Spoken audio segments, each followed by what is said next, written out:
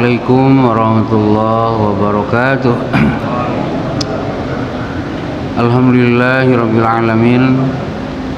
Wassalatu wassalamu ala sayyidil mursalin Sayyidina wa maulana Muhammad wa ala alihi wa sahbihi ajma'in, amma ba'd. Rabbana zidna ilman warzuqna fahman. Yang saya muliakan pengurus Masjid Jami As-Sakinah, yang saya muliakan para alim ulama cerdik pandai, hadirin hadirat semuanya yang dirahmati Allah.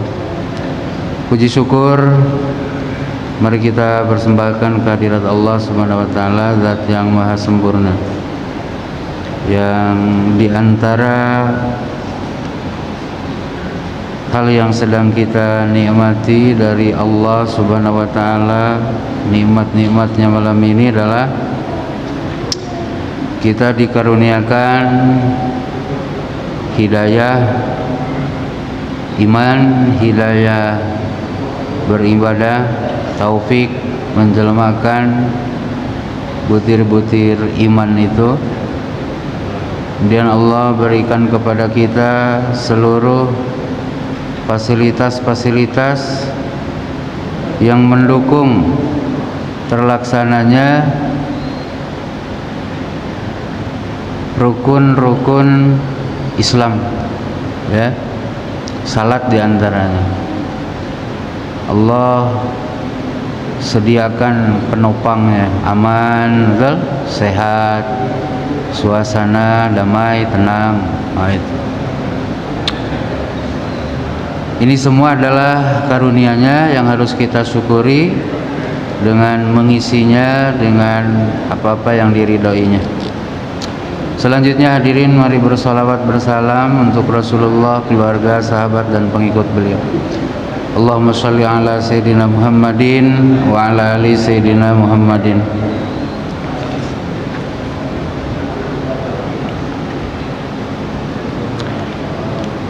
Kita lanjut hadirin ya. Hadis ke berapa ini? Hadis ke-6 ya. Masih dengan judul yang sama. Kewajiban muslim mentaati pemerintahnya selama tidak menyuruh kemaksiatan. Hadis ke-6 dari Abdullah bin Amr bin As, ya, radhiyallahu anhuma, kata beliau, kami pernah bersama-sama Rasul melakukan perjalanan. Sebelum sampai ke tujuan kami singgah dulu, ya, bermalam maksudnya kan. Nah, maka di antara kami ada yang memperbaiki tendanya, di antara kami ada yang mencari makan untuk kudanya, ada juga di antara kami yang di atas kuda saja, di atas tunggangannya. Ketika sedang berlangsung hal tersebut, tiba-tiba ada yang memanggil orang yang diberi mandat oleh Rasul untuk memberitahukan kepada pasukan, jubir lah bahasa kitanya, ya. Jadi juru bicara Rasulullah menyampaikan kepada rombongan, as-salatu jami'ah, as-salatu jami'ah. Kayak Pak Imam di kita kan gitu, dah qomat salatu jami'ah. Tapi sebelum adzan ini, ya, salatu jami'ah. Pada zamannya kemudian kami ngumpul mendekat kepada Rasulullah SAW. Selepas sholat kami ngumpul di sekitar Rasulullah. Kata baginda Rasulullah dalam perkumpulan itu, di antara materi pidato beliau begini, innahu lam yakun nabiyyun qabli illa kana haqqan alaihi ayyadhulla ummatahu ala khairim ma ya'lamuhu lahum wa yunzirahum syarra ma ya'lamu lahu. Tidak ada seorang nabi pun yang diberi wahyu oleh Allah sebelumku kecuali wajib ke atas mereka untuk menunjukkan umatnya kepada kebaikan yang Nabi memberitahukan kebaikan itu kepada umatnya dan memberikan peringatan kepada umatnya apa yang Nabi ketahui. Nah itu. Jadi tugas Nabi itu al-i'lam, ngasih tahu, ya, kemudian al-inzar, memberi peringatan. Maka ulama sebagai warasatul anbiya, pewaris para nabi, punya tugas yang sama dengan nabi itu. Itu al-i'lam linnas minal khair wal indar lahu minasyar. Ulama sebagai pewaris Nabi itu punya kewajiban ngasih tahu kebaikan kepada umat dan memberikan peringatan kepada umat tentang keburukan. Itu tugasnya. Bukan menghentikan, ngasih tahu. Awas. Beda. Ya, ngasih tahu. Selanjutnya wa inna ummatakum hadihi ju'ila afiyatuha fi awwaliha wa sayusibu akhiraha bala'un wa umurun tunkirunaha. Dan sesungguhnya umat kalian ini, yakni umat Nabi Muhammad, afiah mereka itu dijadikan di awal. Ustaz.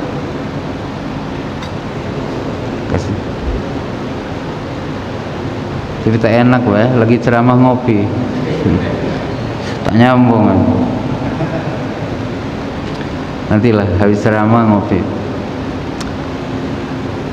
Nah, sesungguhnya umat kalian ini ju'ila afiyatuha fi awwaliha, dijadikan keafiahan umat tersebut di awalnya.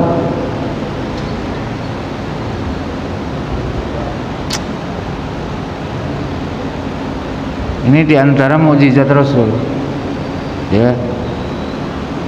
Jadi Rasul tuh bisa ngasih tahu kepada umatnya apa yang akan terjadi. Ini bukan tebak-tebakan, bukan apa namanya, membaca rasi bintang, bukan. Ini mukjizat. Wa sayusibu akhiraha bala'un wa umurun tunkiruna, dan akan menimpa kepada akhir dari umat ini bala, bencana, wa umurun, dan peristiwa-peristiwa tunkiruna, yang kalian akan mengingkari hal tersebut. Paham ya? Jadi awalul umat tuh ya zaman Rasul kan, zaman Rasul, zaman sahabat, zaman tabi'in, zaman tabi'ut tabi'in, zaman tabi'ut tabi'it tabi'in. Nah itu awalul Jadi afiah umat ini hanya di awal. Afiah itu apa Pak? Sejahtera. Ya, sejahtera. Akhir umat ini lain, kata Rasulullah. Akhir umat ini justru, kata Rasulullah, ini Rasul waktu hidup dulu ngasih taunya, akhir umat saya nih, kata beliau, akan ditimpa balaun tuh bencana, musibah, dan peristiwa-peristiwa yang kalian yang hidup saat dengan Rasul tuh, kalau tahu dan melihat peristiwa itu akan aneh, kok bisa ya? Paham Pak?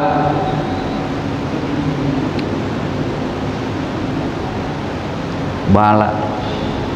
Jadi tak usah asing gitu kita. Kepala kita tak usah kaget kalau nengok gini. Ini jelmaan dari mukjizat Rasul. Oh nyata benar. Anak bunuh bapak, gelak. Bapak bunuh anak, kan baru-baru ini kita dengar.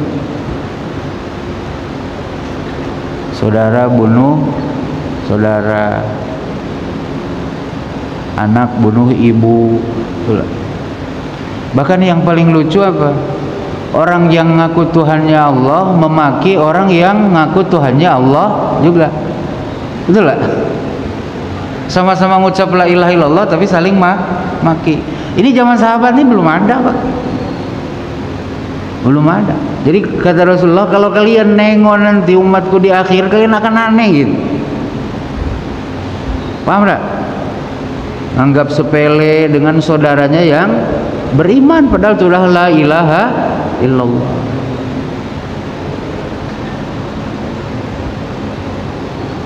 Ini boleh jadi kita punya sifatnya, Pak.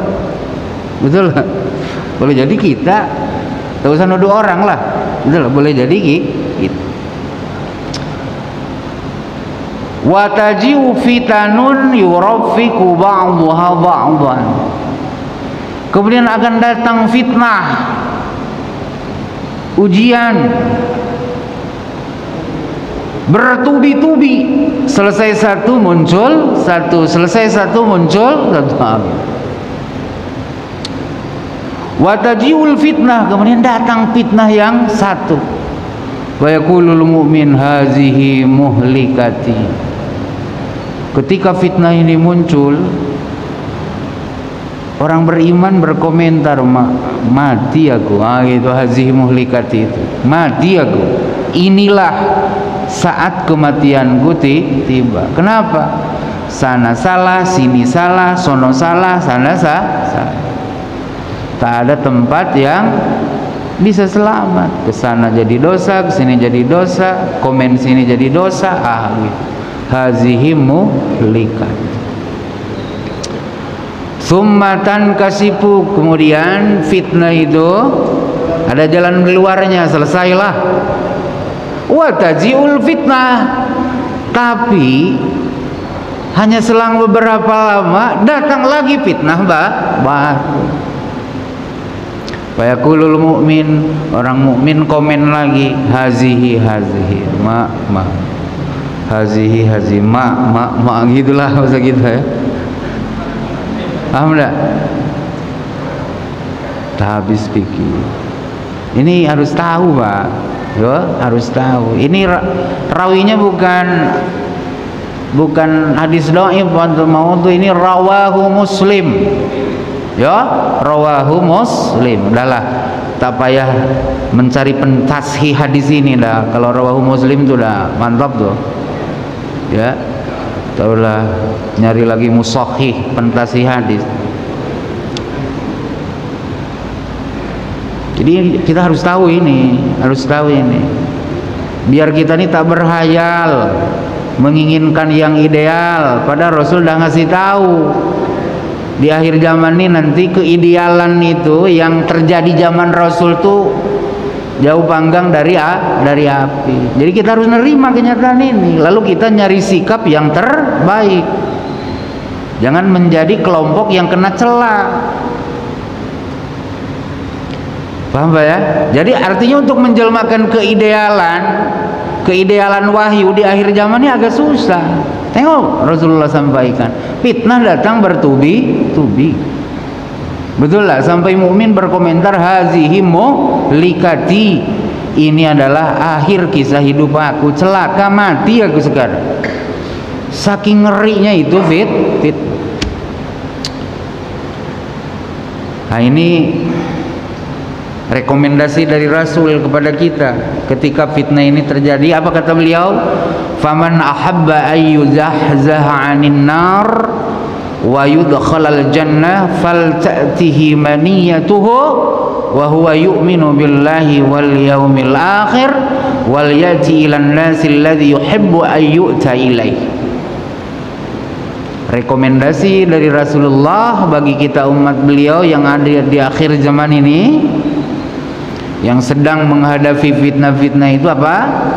Barang siapa menginginkan diselamatkan dari neraka dan dimasukkan ke dalam surga dalam kondisi fitnah berkecamuk macam itu, kata baginda Rasul, hendaklah dia mendatangi kematiannya dalam keadaan beriman kepada Allah dan hari akhir.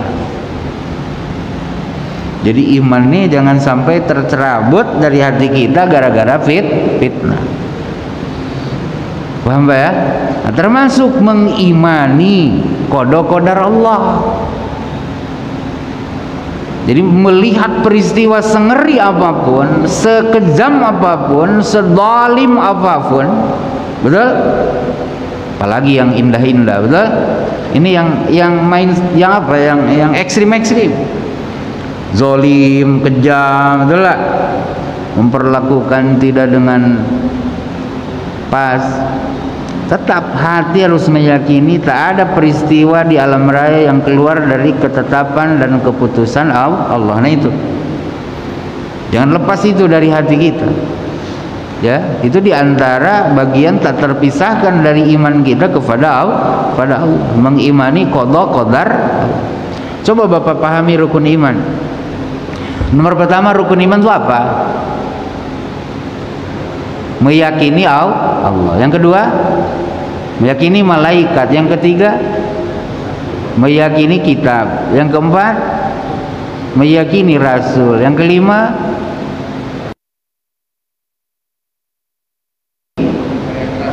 hari kiamat. Yang keenam, meyakini qada qadar. Jadi tak terpisahkan dari rukun iman yang pertama sampai kelima, qada qadar itu. Khairihi wa syarrihi min Allah. Di hati kita. Di hati kita. Sehingga tempat berpegang kita ketika kita usaha semata, tapi tetap sandaran kita adalah Allah Subhanahu wa ta'ala. Paham Pak ya? Kata baginda Rasulullah, kalau ingin selamat kamu ya di akhirat nanti dari lalapan api neraka, pengen senang kamu dengan dimasukkan ke dalam surga, maka hendaklah kamu mendatangi kematianmu dalam keadaan kamu beriman kepada Allah dan hari akhir. Dan yang kedua, kata baginda Rasul, ini rekomendasinya, wal ya'ti ilan nasi alladhi yuhibbu ayyuta ilai, dan datangi manusia gitu ya, dan berikan kepada manusia apa yang senang kau untuk mendapatkan itu dari manusia. Berikan kepada orang apa yang senang kalau engkau diberikan itu oleh orang. Paham Pak? Kalau Bapak senang dihormati orang, hormati orang. Kalau Bapak tak senang disepelekan orang, jangan sepelekan orang. Nah gitu. Wal yati ilan nasi ma yuhibbu ayyuta ilai. Nah di akhir zaman tuh begitu kata Rasulullah. Datangi kematian dalam keadaan kamu beriman. Kemudian yang kedua, perlakukan orang lain dengan apa yang senang kau diperlakukan itu oleh orang lain.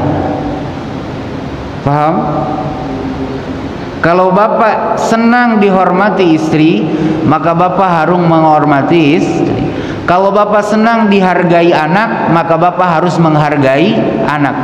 Kalau Bapak ingin dihargai tetangga, maka hargailah tetangga. Wal ya'ti ilal tetangga ma yu'ta ilaika ma yuhibbu ayyuta ilaika. Paham Pak ya? Nah di akhir zaman ini harus begitu Pak. Di akhir zaman itu harus begitu, biar agak damai. Jangan terbalik, kita ingin dilulukan orang tapi kita nyemeh orang. Paham? Itu cita-cita yang tak akan kasil. Kita ingin didengar orang tapi orang tak tapi kita tak mau dengar orang, tidak bisa. Paham ya? Ini rekomendasi dari Rasulullah bagi kita yang hidup di akhir zaman. Kemudian yang ketiga, ini yang nyambung ke judul. Waman baya'a imaman fa'adahu safqata yadih samrata qalbi falyuti'hu in istata'a. Fa in jaa'a akharu yunazi'uhu fadribuhu muqal akhar. Ini yang ketiga, rekomendasi dari Rasulullah untuk kita yang hidup di akhir zaman. Waman baya imaman, dan barang siapa orang telah membaiat satu pemimpin, fa'atahu safqata yadih, kemudian dia memberikan kepadanya putih tangannya, ini nih safqata yadih. Lazimnya orang yang baiat tuh gini, Pak. Ini yang bertemu di surah Al-Fatih kan gitu. Yadullah fawqa aydihim, itu menggambarkan baiat. Jadi yang bertemunya itu yang berbaiat dengan yang dibaiatnya apa? Putihnya telapak tangan. Dan dia sudah memberikan bagian dalam dari tangannya ini, artinya sudah bersedia untuk dijadikan pemimpin. Aisamrata qalbi falyuti'hu inistata'a, maka taati dia inistata'a, sebisa mungkin. Paham, Pak? Artinya apa? Yang ketiga, rekomendasi daripada Rasulullah tentang umat beliau di akhir zaman ini, baiat pemimpin, membaiat pemimpin. Awas, sudah dihitung ya, sudah dihitung. Zamannya sudah akhir, fitnahnya sudah banyak. Jadi Bapak jangan bermimpi pemimpin tuh ideal, nyudut, matching gitu, enggak. Akhir zaman ini Bapak tengok kanan kiri, pasti Bapak menemukan kekurangan di pemimpin itu. Takkan matching. Paham enggak? Itu harus menerima kita. Wong zamannya sudah akhir. Paham enggak? Bapak memimpikan pemimpin itu kayak Rasul atau kayak Abu Bakar, tapi dah akhir zaman. Mikir kata calon kan? Paham, Pak? Awas. Jadi kita harus menerima, mensyukuri apa adanya. Awas, harus matching. Ini kan satu narasi hadis nih, satu narasi dengan akhir zaman tadi. Baru kasih rekomendasi dari Rasul kan. Nah, rekomendasi ketiga yang terakhir apa kata beliau? Baiat imammu. Kalau dia sudah memberikan,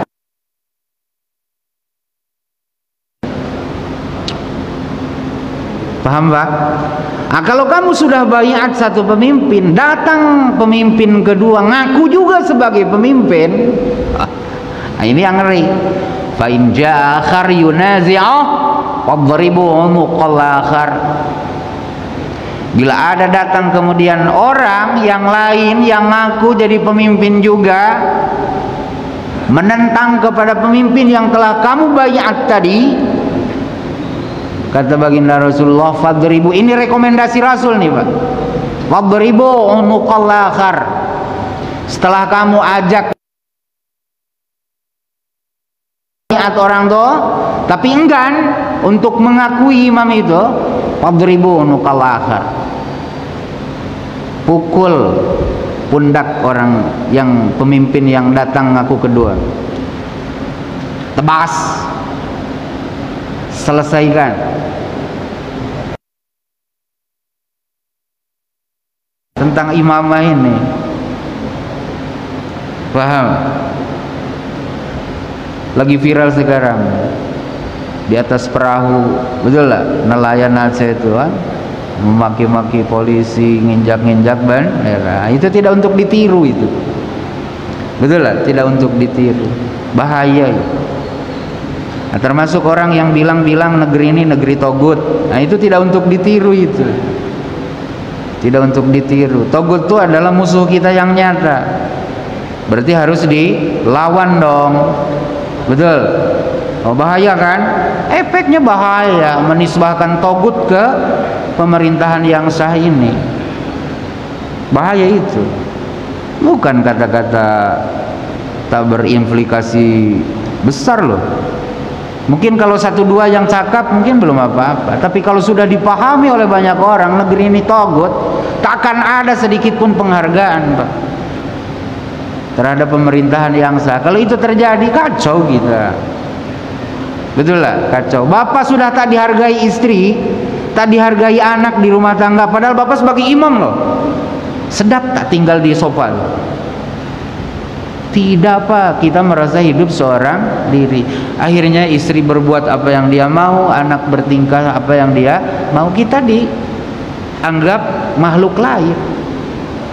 Kenapa? Kata istri, imamku togut syaitan. Kata anak bapak, imamku, bapakku togut syaitan. Togut itu syaitan, bahasa lainnya itu syaitan ar-rajim, yang terkutuk. Makanya jangan sembarang bilang togut. Paham? Paham ya? Ini harus tahu ini, disampaikan ini. Kalau ada datang laki-laki lain yang ngaku sebagai pemimpin yang sah juga, padahal baiat sudah kamu berikan kepada orang itu, maka ajak dia untuk ngaku keimaman dia. Kalau tak mau, rekomendasi Rasul, fadribu unuqal akhar, pisahkan dia punya kepala dengan badan. Oh, ya. Paham Pak? Paham? Artinya bukan main-main Pak, bernegara ini. Sampai ada izin melepaskan kepala orang ketika mau menggoyah kepemimpinan yang sah. Awas ini, cakap nih serius nih Pak. Ini sabda Rasul ini. Ini harus jadi pemahaman kita. Artinya bernegara ini jangan main-main. Harus serius kita. Harus serius. Betul lah. Nah, pemahaman kita bernegara ini bagi muslim, betul lah. Bukan hanya dibimbing oleh dulu apa namanya Pak? P4 ya.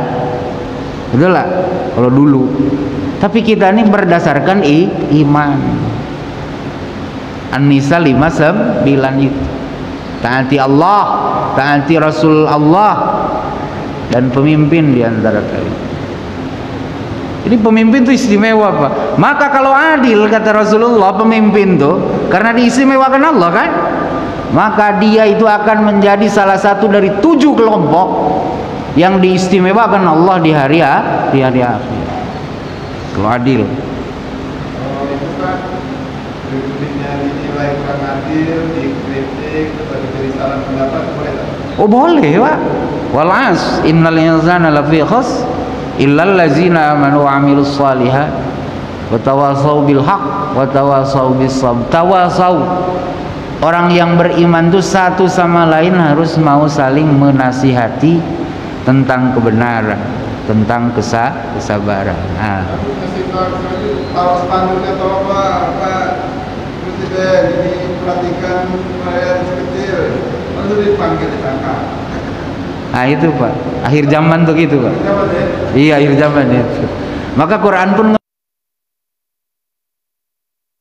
sejarah manusia masa lalu sebelum Nabi Muhammad itu dikisahkan. Ternyata kepemimpinan nih bukan hanya ada di zaman Rasul atau zaman sekarang. Zaman sebelum Rasulullah itu sudah ada kepemimpinan dunia tuh. Di antaranya apa? Fir'aun. Fir'aun itu adalah manusia yang dilebihkan atas manusia lain, menjadi pemimpin untuk barang orang Mesir. Dan Nabi Musa kecil itu tinggal di istananya. Ketika beliau mendapat misi kerasulan, Allah minta dengan Nabi Musa dan saudara beliau Nabi Harun, coba sampaikan risalahku itu dengan Firaun. Tapi pesan Allah dengan Nabi Musa dan Nabi Harun, pertama, hargai dia. Ucapanmu tak usah kasar. Betul lah? Ucapanmu lembut mengena ke hatinya. Sebab Firaun ini kasar. Betul lah? Firaun kasar tuh sama dengan besi ditempuk besi. Mantul Pak. Betul lah? Coba kalau besi sedikit-sedikit, betul lah? Ditetesi apa? Air. Pasti karatan, pasti tunduk, gitu Pak. Faqula lahu qawlan layyinan. Kalian berdua pergi sana dan sampaikan misi kerasulanku melalui metode qaulan layyinan. Ucapan yang lemah lembut. Itu mengkritisi namanya. Bahasanya apa? Mengkritisi. Tawasau bil haq tadi. Gitu Pak. Sebab egonya Pak lebih tinggi Pak. Coba Bapak tahu, Bapak kan bukan presiden, bukan gubernur, setakat imam terkecil kan di rumah tangga, betul? Bapak keliru, lalu anak Bapak bilang dengan Bapak, "Hai Bapak tua yang tidak tahu malu, uban di mana-mana, mikir dong, sudah tua keluyuran terus." Kira-kira Bapak tersinggung enggak? Bukan nyadar. Kita mungkin ngambil parang, kurang ajar begitu kan, dikejar anak kita. Bukan salah isi, tapi cara penyampaian tidak menghargai budak sama orang. Tak ada tatak rama.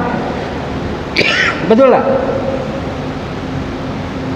Coba kalau anaknya itu ada tatak rama sikit, ya izin ya mau sholat dulu, mungkin tak jawab hari itu.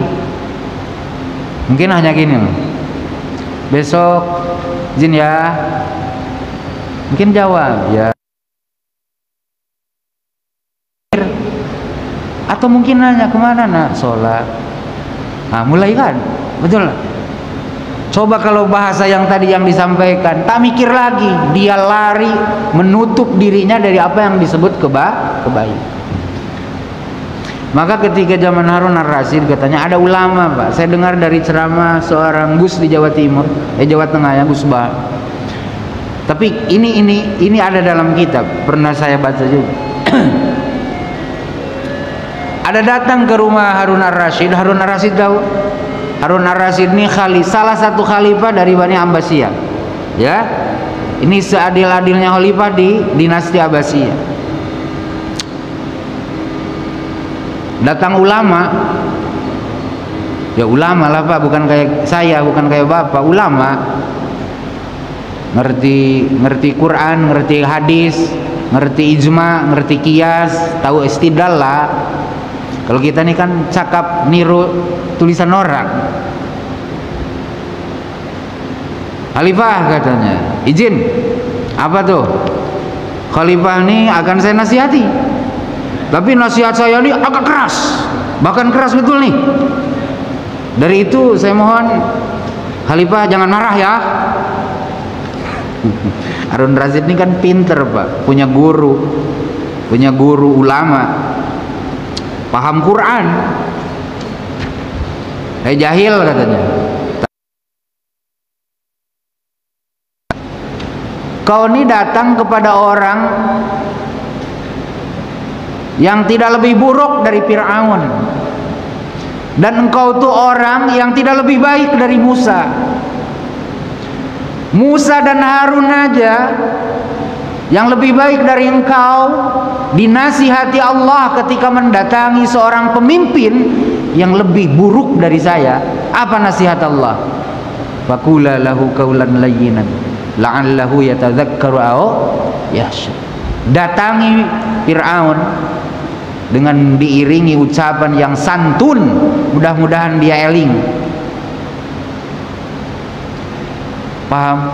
Ukhruj, keluar. Paham Pak?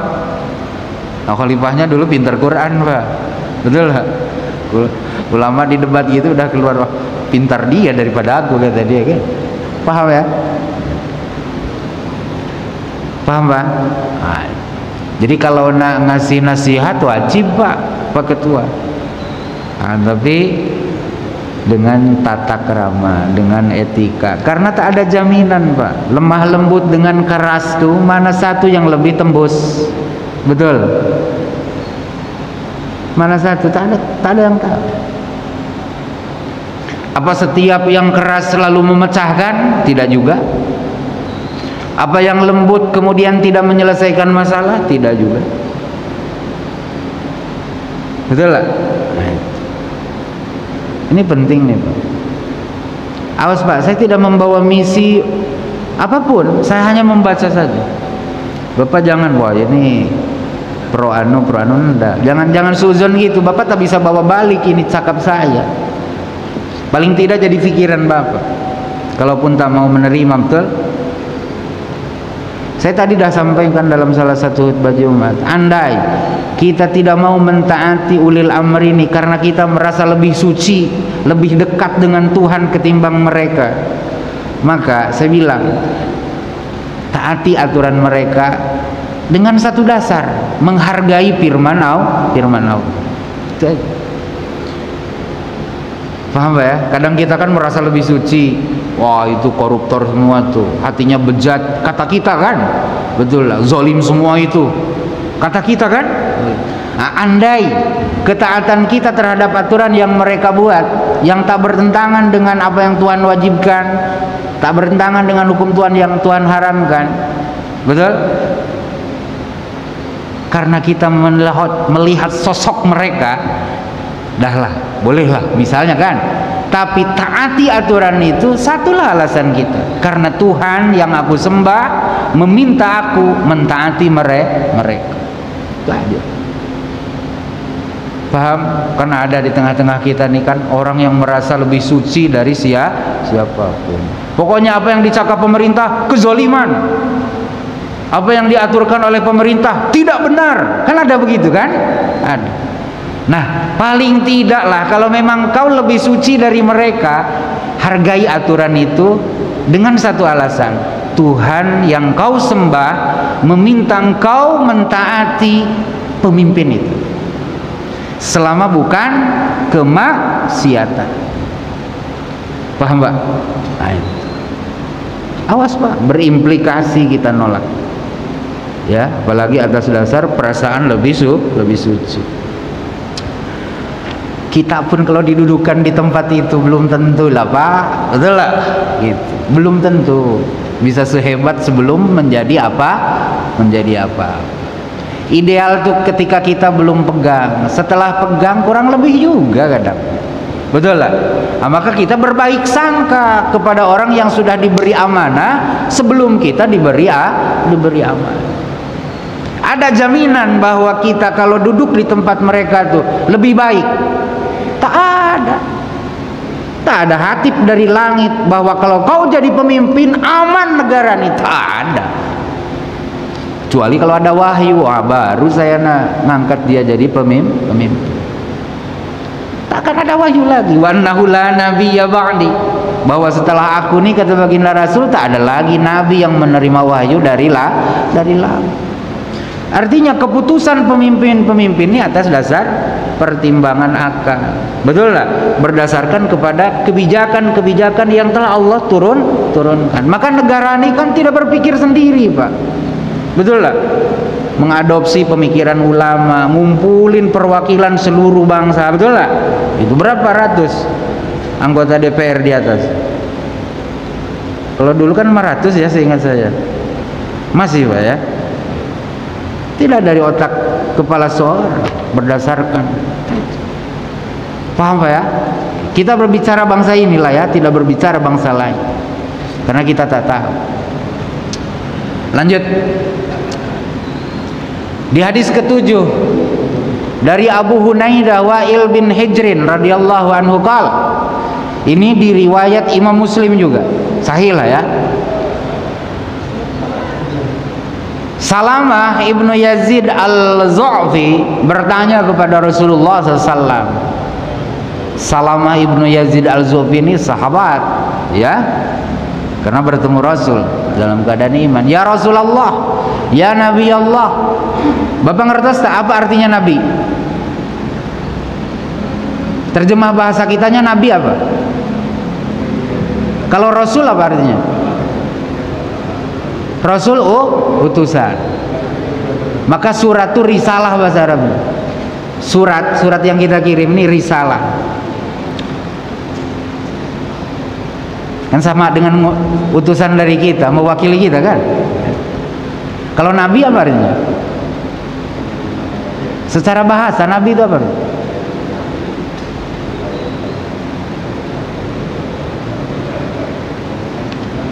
Anin nabail azim. Apa artinya? An-naba itu apa artinya? Berita. Jadi Nabi Yun itu apa artinya? Yang membawa berita dari Allah. Itu. Nabi itu artinya penerima berita dari Allah, Nabi. Kalau Rasul utusan yang diutus oleh Allah untuk menyampaikan berita Allah itu kepada umat. Kalau Nabi menerima, mau disampaikan silakan, tidak pun mau dikonsumsi sendiri silakan. Itu Nabi. Maka setiap rasul adalah nabi, tapi tak setiap nabi adalah rasul. Ya Nabi Allah, wahai Nabi Allah, wahai orang yang menerima berita dari Allah, ara'aita in qamat alaina umara yas'aluna haqqahum wa yamna'una haqqana fama ta'muruna. Wahai Nabi Allah, bagaimana pendapat Tuhan andai kami dipimpin oleh pemimpin-pemimpin, mereka minta hak mereka untuk kami penuhi, tapi dolim namanya, dilayani mau tapi memberikan hak kita enggan. Bayar pajak wajib tapi jalan tak diperbaiki misalnya kan, nah, itu kan berarti nuntut dari kita, tapi apa yang jadi hak kita tadi itu? Apa jawaban baginda Rasulullah? Apa yang Rasul perintahkan? Fa'arada anhu, Rasul enggan menjawab, berpaling dari orang yang bertanya. Summa sa'alahu, kemudian salamah tuh terputus asa nanya lagi hal yang sama. Baru Rasulullah menjawab, isma'u wa ati'u fa inna wa alaihim ma hummilu wa alaikum ma hummiltum. Rawahu Muslim. Dengar dan taati mereka, karena sesungguhnya mereka akan diberatkan dengan apa yang jadi beban mereka, dan kalian pun akan dimintai pertanggungjawaban atas apa yang menjadi kewajiban kalian. Paham, Pak? Dalam keadaan seperti itu, kemarin mereka menzolim kita, hanya mementingkan kepentingan diri mereka. Tetap Rasul rekomendasikan isma'u wa ati'u, taati, jangan cabut baiat kita. Paham? Jangan makzulkan dia dari kepemimpinan. Nah itu, paham Pak ya? Isma'u wa ati'u.